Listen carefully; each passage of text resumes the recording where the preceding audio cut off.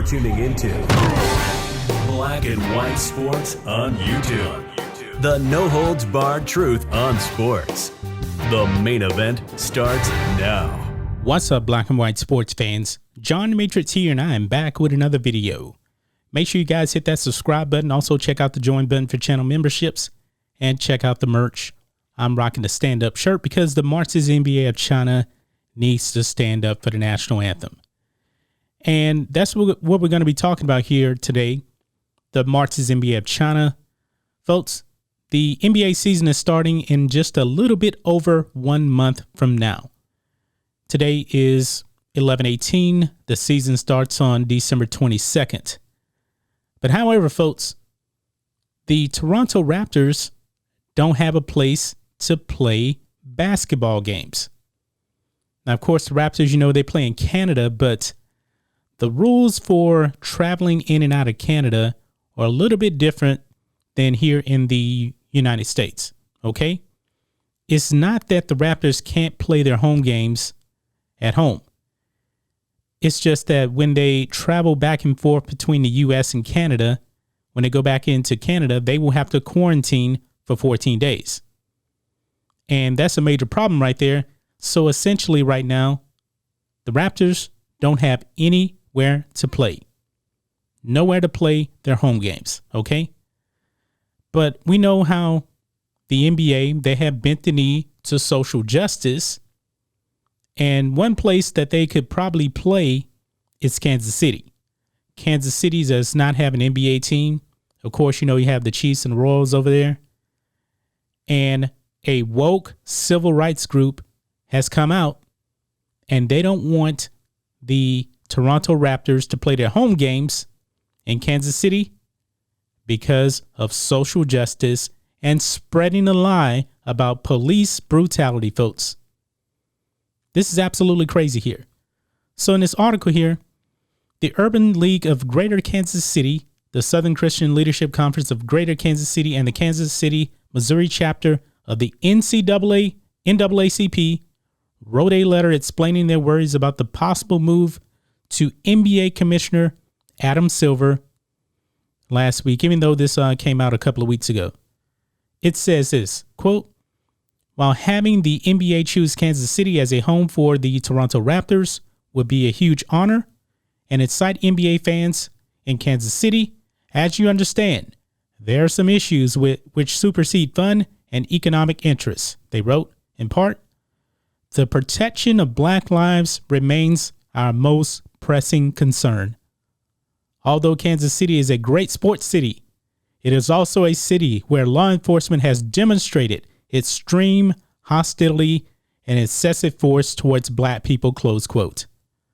See, you're getting right there, man. They're out there spreading the false narrative that police are out there brutalizing Black people, killing Black people. This is the same message that the Marxist NBA of China has been doing out there inside the NBA bubble.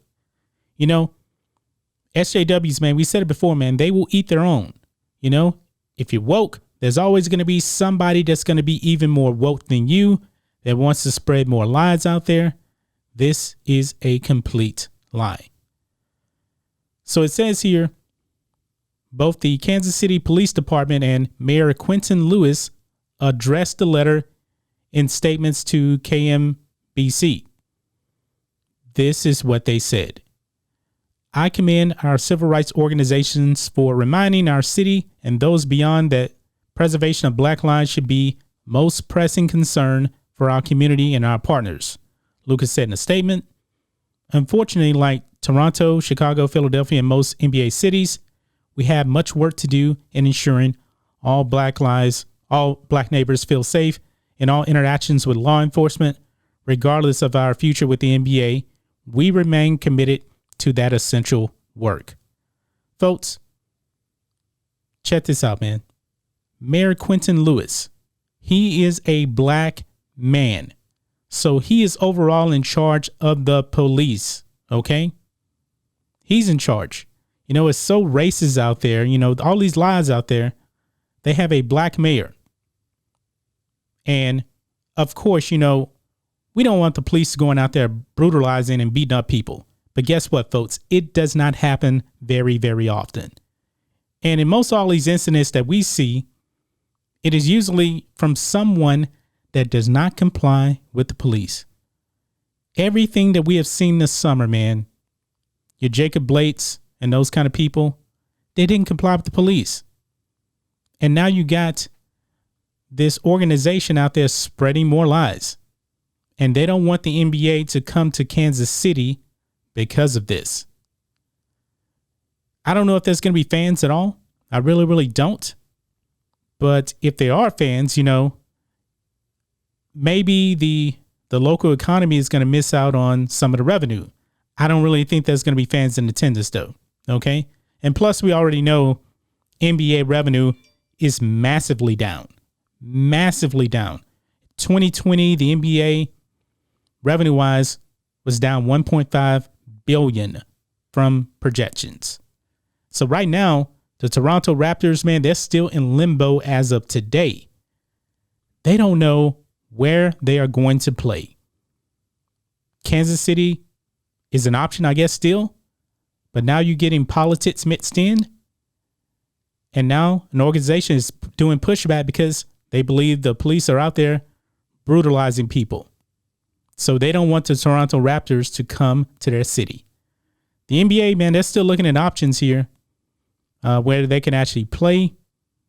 I don't really know where they're going to play. I'm not watching the NBA anyway. But our job here is to go out and tell you guys what is happening. And we know the NBA is going to have a 72-game season. And it's actually broken down into two phases. Phase 1, pre-All-Star break, and then phase 2 is going to be after that. But will the Toronto Raptors have a place to play? Will they play all season? I really don't know. Because I don't really think that Toronto is going to ease their COVID-19 restrictions for the NBA. I just don't see that happening. But they're going to have to find somewhere pretty fast for the season to actually start. And we'll just see what happens, folks. But that's just my thoughts on this. What do you guys think of this?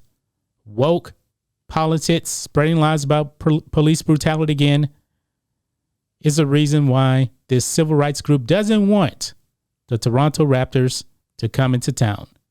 They keep spreading lies about police brutality, woke politics, but the NBA itself, they open up a can of worms because they bent the knee to BLM. They bought into the lie of police brutality. This is what you get. Anyway, guys, let us know what you think about all this in the comments. Make sure you subscribe to Black and White Sports, and we'll catch you next time.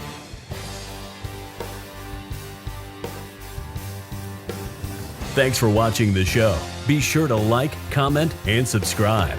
Be sure to tune in next time on Black and White Sports.